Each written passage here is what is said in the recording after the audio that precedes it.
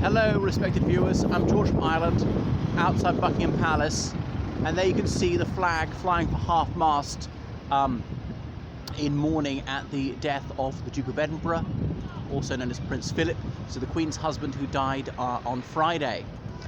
So I thought I should say a few words about him here at this most apposite place, even though it's not actually where he died. He died in Windsor Castle, which is about 20 miles west of here. And that's where his funeral is going to take place, St George's Chapel, Windsor, which is also, well, effectively a mausoleum for the kings and queens of the United Kingdom. The previous King George VI is buried there with the last Empress of India, the Queen Mother, and anyway, that's where the Queen herself shall be laid to rest when her time comes. And I probably won't be able to be in Windsor on the day of the funeral, which is going to be on Saturday.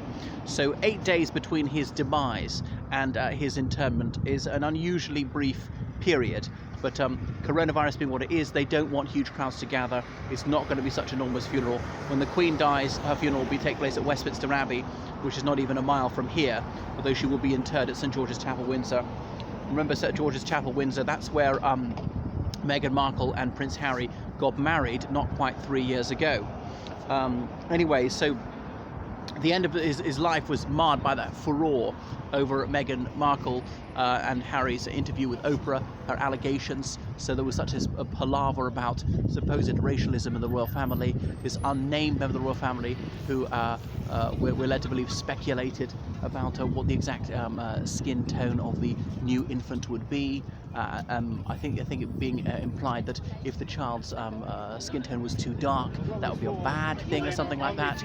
But might have been better to actually identify the person rather than leave it to everyone, because then it damaged the reputation of the whole royal family, not just one person. So they want to do as much harm as they could with a few possible words. They did a very good job. So I'm sure that will have hurt Prince Philip very badly. People say that this news was kept from him when he was in hospital. I don't know if that's true.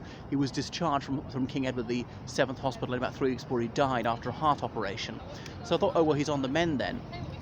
I thought he might well die in hospital of a broken heart because of his grandson betraying the whole family and delivering this absolute broadside from California, saying as many damaging and hurtful things as he possibly could, revealing all this family information, washing their dirty linen in public, which was really in for a dig, and absolutely not the kind of thing that Prince Philip did, who was estranged from his father and didn't see his own father for years before he died, because his father wanted nothing to do with him, even if Prince Philip was a little boy, done nothing wrong. But Prince Philip never bad-mouthed his own father, Prince Andrew of Greece, for abandoning his mother and sisters and going off to live with his mistress in Monaco.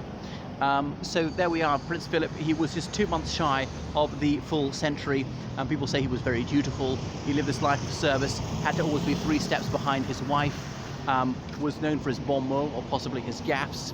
One time when he met a general from Brazil, had a whole chest full of medals, Prince Philip said scornfully, "I didn't know that Brazil was in the war for that long," i.e. that this general couldn't possibly have earned all these medals, but the general's retort was far better, saying, well, at least I didn't get my medals for marrying my wife, whereas Prince Philip was awarded loads of them.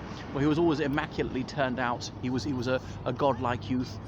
He was spare, muscular, and had this soldier-like upright bearing all his days. So spoke with poise and grace, made no pretense to intellectual eminence, though he was elected Chancellor of the University of Edinburgh, Chancellor of the University of Cambridge. They shall be in need of a new Chancellor whom they'll elect. It's held for life.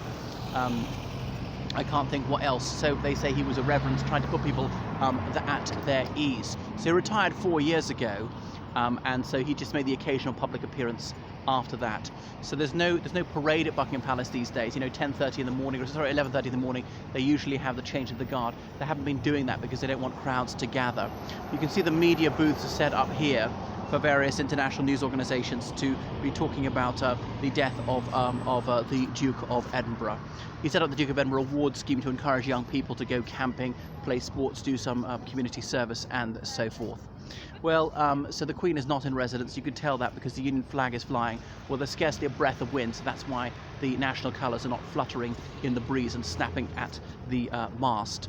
The Queen has been in Windsor Castle about a year, carried out hardly any engagements, are relatively safe there, relatively coronavirus free. We still don't actually know what the cause of death was. It was about 12 noon on Friday, notices were posted up outside Buckingham Palace, various royal residents such as Holyrood House, announcing that he had been called to his reward.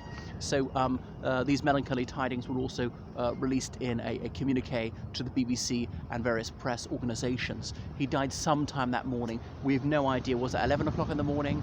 Was that 1 o'clock in the morning? We just don't know. He could have fallen down the stairs, could have been a heart attack, could have been coronavirus. They have chosen not to disclose. But death certificates are a matter of public record in the United Kingdom. Anyone has the right to see anybody else's death certificate. So pretty soon we shall be able to access it and discover what in fact killed him.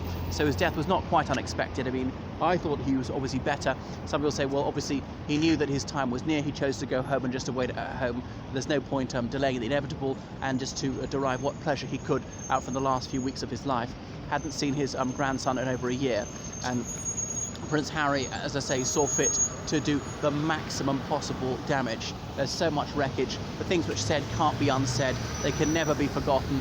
People will strive to forgive them, but he's just been incredibly harmful to his family. Him and his Lady Macbeth wife, Meghan Markle, who's turned Prince Harry woke. Prince Harry was certainly not woke beforehand.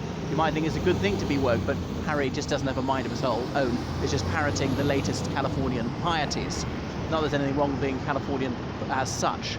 So it really is shocking that Prince Harry, who inherited something like £40 million at the age of 36, is whinging that he no longer gets handouts from his parents. Well, from his dad more specifically.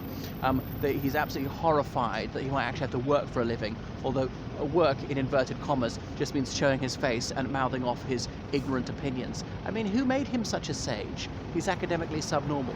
So there we are. The contrast between his grandfather, who tried to bear himself with some dignity, couldn't be greater. I know there was a lot more from Prince Philip. He was a child of the 1920s. He said a lot of things which are now widely regarded as sexist, racist and homophobic. There's much speculation that he had extramarital affairs in the 1950s, something that Buckingham Palace took the unique step of actually denying. But some people see that denial as more confirmatory than exculpatory because of its unusualness. All right, that's enough from me. So please follow me on Twitter, on Instagram, on Facebook, and book online lessons with me in history, politics, religious studies, citizenship, French, law, things like that. I'm a tour guide in London whenever London tourism reopens. Toodaloo.